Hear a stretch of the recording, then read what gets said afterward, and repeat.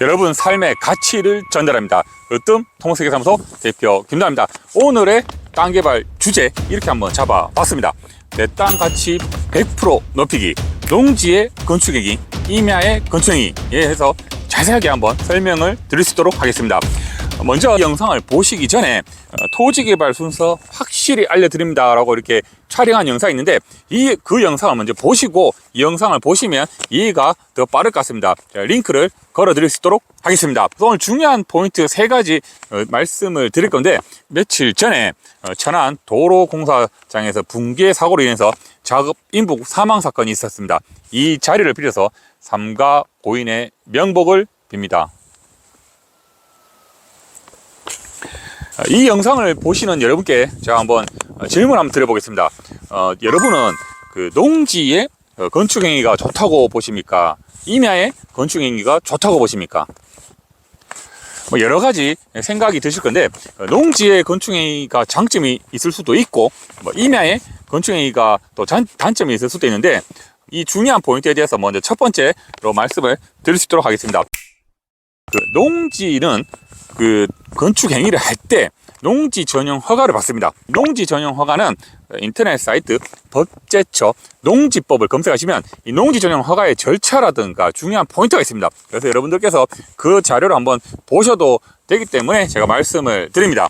참고로 문의 전화가 오면 여러분 그러면 토지가 농지입니까 뭐 임야입니까 하면 과수로 되어 있습니다 하는데, 아직까지 농지의 개념을 잘 모르시는 분도 간혹 계세요. 그래서 이제 우리가 이제 농지라고 하면은 전답 과수원 이런 부분은 이제 농지라고 한다는 거 참고로 알고 계시면 될 것 같습니다.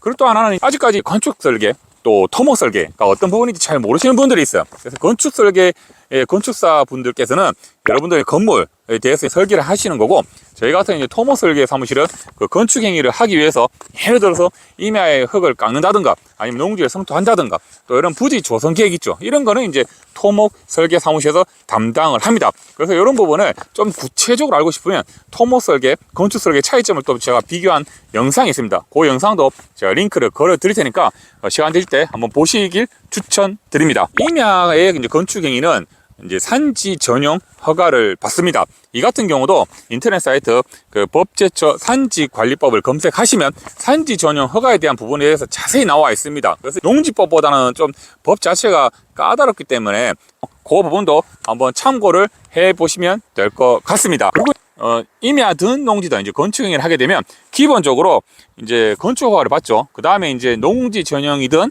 뭐 산지 전용이든 허가를 받습니다.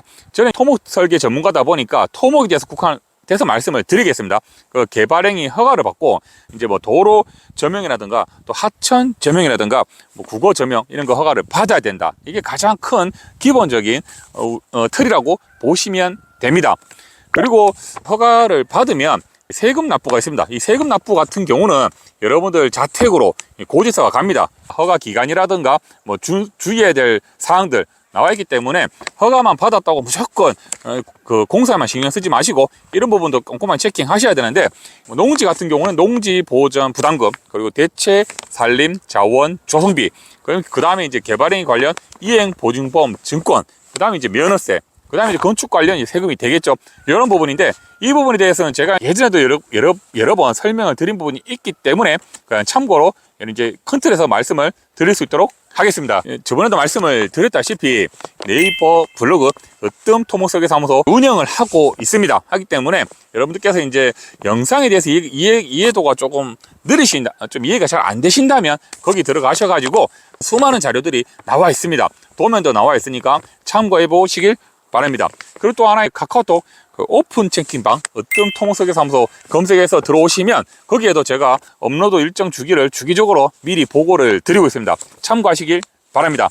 큰 틀에서 첫 번째 말씀을 드렸고, 두 번째는 뭐 농지 또 임야 건축 행위할 때 주의사항에 대해서 말씀을 드리겠습니다. 먼저 이제 토목허가 관련은 이제 농지나 산지 전용인데, 임야 개발 같은 경우는 단순하게 이제 농지 전용처럼 뭐 건축행위, 개발행위, 농지 전용만 받아서 되는 게 아니고 부대적으로 또 허가 사항에 있어서 필요한 사항들이 있습니다. 그 사항들이 임야 같은 경우는 뭐 산림 조사라든가 뭐 재선충 방제 계획서, 그리고 재위험성 검토 의견서, 그다음 산지 복구 설계 및 준공 도서 이런 게 이제 한 세트인데, 여러분들께서 이제 임야 개발이라고 하면 단순하게 그냥 평균 경사가 25도 미만이면 뭐 가능하다라고 이렇게만 이제 많이 저한테 이제 문의가 많이 오십니다. 하지만 이런 부분은 아니다. 실제로 이제 허가가 어느 정도 가능하다고 본다면 지금 말씀드렸던 이런 관련 서류들도 챙기셔야 된다라고 이제 말씀을 드리고, 또 하나는 이제 여러분들께서 이제 용역 계약을 하실 때 단순하게 토목 설계비만 체킹하는 게 아니라 이런 비용들은 또 토목 설계 외의 비용입니다. 그래서 이런 비용도 총괄 얼마인지 꼼꼼하게 체킹을 하셔야 됩니다. 대규모 임야의 개발 같은 경우는 재선충 방제 구역이라면 훈증 및 파쇄 이거에 대한 여부도 한번 확인해 봐야 됩니다. 제주도에서부터 뭐 전북, 전남, 충청권까지 전국이 지금 재선충 방제에 지금 국가적으로 힘을 쓰고 있습니다. 이게 자꾸 이제 확산이 되는데 여러분들께서 벌목을 공사업자한테 맡기지 않습니까? 이런 같은 경우는 이제 훈증 말 그대로 이제 임야에 가보시면 이렇게 갑바로 이렇게 포개놓은 게 있습니다. 그런 게 이제 훈증이고, 아니면 이제 파쇄를 해야 되는데 이런 공사 비용들이 꽤 비쌉니다. 그래서 이런 부분도 한번 허가만 신경 쓰지 마시고 체킹해 보시라고 말씀을 드립니다. 그리고 또 이제 아직까지도 내 땅에는 다 건축행위가 가능하다고 이제 생각하시는 분들이 굉장히 많습니다. 근데 이제 여러분 땅, 뭐 농지든 임야든 이렇게 한다 해도 개발이 어려운 데가 있습니다. 예를 들어서 그 접도구역이라든가, 그 다음 도로구역이라든가, 그 다음 하천구역이라든가 이런 같은 경우는 그 내 땅이라 해도 이제 건축행위가 어렵습니다. 이런 부분 같은 경우는 이제 우리 인터넷 사이트 그 토지이음 그 들어가시면 이제 저쪽 구역에 대한 게 나옵니다. 그래서 그런 부분에 대해서는 간과하지 마시고 반드시 해당 토목설계 사무실에 가서 한번 자문을 구하셔야 된다라고 말씀을 드리고, 또 경매나 매매하실 때도 이 부분은 굉장히 중요하다라고 말씀을 드립니다. 두 번째에 대해서 말씀드렸고, 그 세 번째는 이제 소유한 땅 수익사업 모델 제시인데, 어디까지나 제 개인적인 의견을 여러분께 말씀을 드립니다. 사실 지금 코로나 때부터 지금까지 국가적으로 굉장히 이제 불경기가 지속되고 있고, 또 인구 감소에 의해서 핵심 상권이 이제 침체가 심해지고 있는데, 이러다 보니까 이제 건물 임대도 잘 안 되고, 또 이제 온라인 사업 등으로 인해서 임대 사업이 또 더 안 되는 부분입니다. 그래서 제가 제 나름대로 내용을 한번 정리해서 말씀을 드리겠습니다.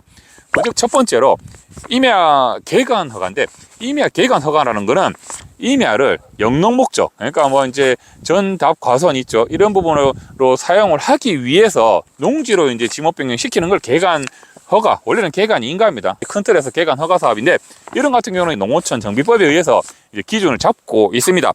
개간 허가 같은 경우는 이제 건축행위가 의무가 아닙니다. 건축행위가 아니고 영농 목적이기 때문에 혹시 쉼터가 필요하다라고 하면 농촌 재령 쉼터, 농막 업그레이드 개념이죠. 제가 영상을 또 링크를 걸어 드리겠습니다.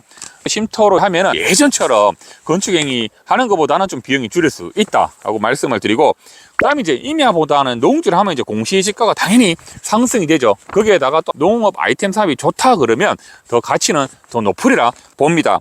농업 활동으로 제2의 어떤 직업을 쉼터, 그 다음에 이제 어떤 경영 활동, 이런 부분에 대해서 제2의 그 활동도 괜찮다 이렇게 보고요. 그 다음에 이제 농업 활동 같은 경우는 국가적으로 이제 지원 사업이 많습니다. 예를 들면 뭐 농업인 직불금 등이라든가, 그 외에도 농림축산식품부에서 많은 지원을 합니다. 그래서 그런 부분도 장점이 있다라고 보여집니다. 그리고 이제 개간이라 해서 무조건 이제 농사만 짓느냐라기보다도 또 이제 치유농업 등으로 해서 아이템 사업을 또 발굴하면 더 좋지 않겠나 싶어서 이렇게 말씀을 드립니다. 두 번째, 이제 산림 경영 계획 인가 및 산림 경영 관리사인데, 제가 이 내용을 말씀드리기 전에 한 가지 이제 말씀드리는 게, 여러분들께서 이제 자금 사정이 좀 악화되는 건 충분히 이해는 합니다만, 여러 가지 서류들 같은 경우 여러분들 일반인들이 신청할 수 있는 어떤 기준이 안 됩니다. 무슨 말인가 하면 전문 자격을 가지고 면허를 보유한 업체가 그에 대한 관련 도면이 있을 수도 있고, 그 다음에 이제 신청서에 자격증 첨부할 수도 있고, 여러 가지 작성할 수 있는 그 기준들이 있습니다. 근데 일반인들이 그냥 신청서만 작성하면 된다고 보시는데, 그건 절대 안 된다는 거 말씀을 드립니다. 임야를 가지고 계신 분은 임업인으로 이제 노후 수익 발생을 하면 참 좋지 않겠나 싶어서 말씀을 드리는데, 뭐 산나물 채취라든가 또 이 산나물 채취를 가공 산업을 통해서 온라인 판매를 하면 또 제2의 직업이 되지 않겠나 싶습니다. 단림 경영 계획 인가를 받으시고 나서 또 내부의 인도가 좀 필요할 수가 있죠. 왜냐하면 이제 임산부라는 걸 운반을 해야 되니까 작업로를 개설을 해야 되는데, 이런 같은 경우 이제 신고사항이다라고 이제 말씀을 드립니다. 그래서 이거 반드시 체킹하시길 바랍니다. 그 다음에 관광농원에 대해서 한번 말씀을 드리겠습니다.